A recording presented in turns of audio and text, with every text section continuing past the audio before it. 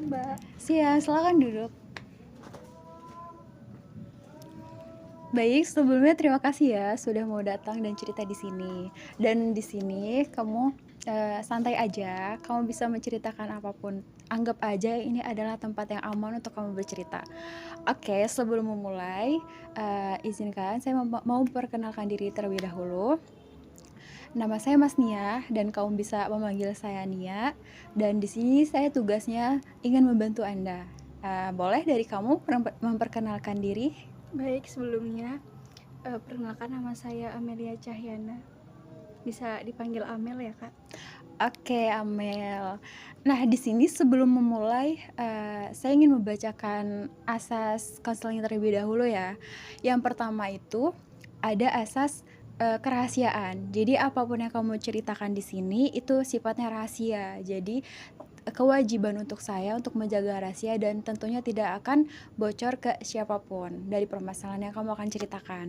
Dan yang kedua, asas kesukarelaan. Jadi ini adalah keinginan kamu sendiri untuk datang dan bercerita ke sini tanpa paksaan dari orang lain. Dan asas keterbukaan. Jadi di sini sifatnya antara kamu dan saya itu sifatnya terbuka, tidak ada yang ditutup-tutupi. Informasinya itu secara relevan. Jadi apa yang kamu alami. Dan yang terakhir, asas kemandirian. Jadi di sini saya tugasnya hanya menyarankan saja. Tetapi kembali lagi kepada kamu, jika kamu ingin melanjutkan konseling itu saya serahkan kembali kepada kamu. Oke. Nah, di sini terima kasih ya sudah datang dan tentunya kedatangan kamu ke sini adalah mungkin suatu hal yang tidak mudah tentunya apalagi ketika ada hal-hal yang mengganggu pikiran kamu, beban apapun itu. Oke, sebelum itu boleh dong kamu ceritain lebih detail lagi apa yang membuat kamu memutuskan untuk datang ke konseling ini?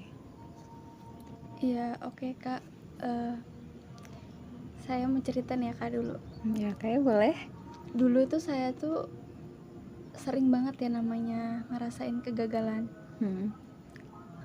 Saya tuh banyak tuntutan ya dari orang tua. Kayak salah satunya itu supaya saya tuh sukses. Iya. Terus juga saya pokoknya jadi kebanggaan mereka lah gitu tuh. Sebagai anak yang bisa mengangkat derajat orang tua. Nah, tuntutan dari orang tua saya, karena orang tua saya itu cuma satu, yaitu mama saya. Mama saya itu pernah bilang ke saya, kalau misalkan kakak mau kuliah, silahkan kuliah, tapi mama udah gak bisa bantuin apa-apa gitu kan. Mama cuma bisa bantu doa, selebihnya kakak yang usaha sendiri, ikhtiar sendiri, nyari beasiswa, tapi gak ada yang lolos gitu tuh. Terus saya tuh ngerasa kayak ngerasa kayak sedih aja gitu. Pas itu saya pernah daftar beasiswa di luar negeri, di Turki ya. Saya kursus bahasa Inggris, bahasa Arab kan, sama guru saya. Terus saya juga sudah menyiapkan berkas-berkas persyaratan terkait transkrip nilai dan semua file-file berkas-berkas itu udah ditransit semua. Sekitar 1 bulanan itu saya ngurus-ngurus itu semua dan emang mengeluarkan biaya yang lumayan gitu kan. Terus saya juga udah menyiapkan paspor untuk keberangkatan. Sampai pada akhirnya saya nggak keterima lagi dapat beasiswa. Nah di situ tuh saya tuh ngerasa gagal banget jadi anak, nggak bisa ngebanggain orang tua saya. Kayak bingung mau kemana abis ini gitu kan. Nah, tentunya di situ pasti kamu berpikir kamu tidak mampu ya, kamu tidak berhasil membanggakan kedua orang tua. Dan apakah dengan kegagalan itu orang tua kamu membenci kamu dan mereka tidak support kamu? Tidak. Tidak kan? Nah, di sini saya menemukan keyakinan dalam diri kamu, dari kegagalan kamu itu, kamu merasa tidak mampu dan tidak bisa membanggakan kedua orang tua kamu. Dan kamu kurang percaya diri lagi untuk bisa mendaftar di tempat lain gitu kan. Karena kamu merasa, ya saya akan gagal terus, seperti itu.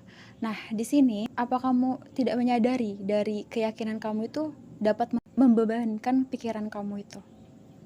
Iya pastinya sih ngebebanin banget ya. Nah, itu kan pasti sangat mengganggu pikiran kamu, apalagi, dengan aktivitas kamu yang sekarang saat-saat ini, dengan pikiran kamu seperti itu bisa menghambat kan. Nah, boleh saya ajak kamu ke pikiran dari sisi lain, apakah menurut kamu anak yang gagal itu tidak dapat membanggakan kedua orang tuanya? Tidak juga. Lalu kenapa kamu bisa berpikir bahwa kamu tidak bisa membanggakan kedua orang tua kamu?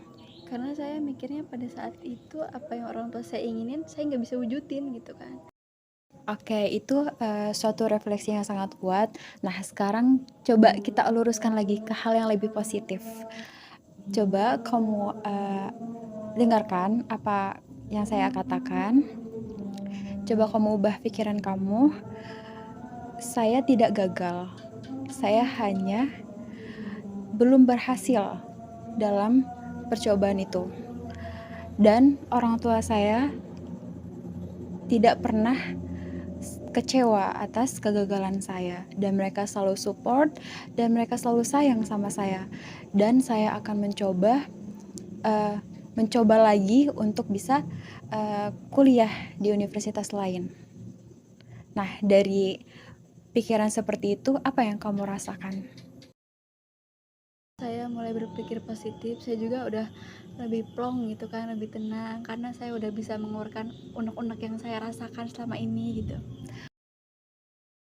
Oke, nah itu ada perkembangan bagus dari pikiran kamu dan sekarang kamu lebih bisa berpikir lebih rileks lagi, lebih positif lagi, dan selanjutnya di sini ada PR untuk kamu. Jadi nanti kamu tuliskan 3 kalimat yang irasional, yang tidak logis, secara tidak logis. Nah, dan setelah itu kamu tantang dengan pikiran yang lebih logis lagi. Apakah benar apa yang saya pikirkan itu menggambarkan diri saya? Jadi, setelah itu nanti kita akan melakukan evaluasi di minggu depannya lagi. Oke, ada lagi yang perlu ditanyakan? Cukup itu aja sih Kak, terima kasih sebelumnya sudah mendengarkan cerita saya. Oke, terima kasih.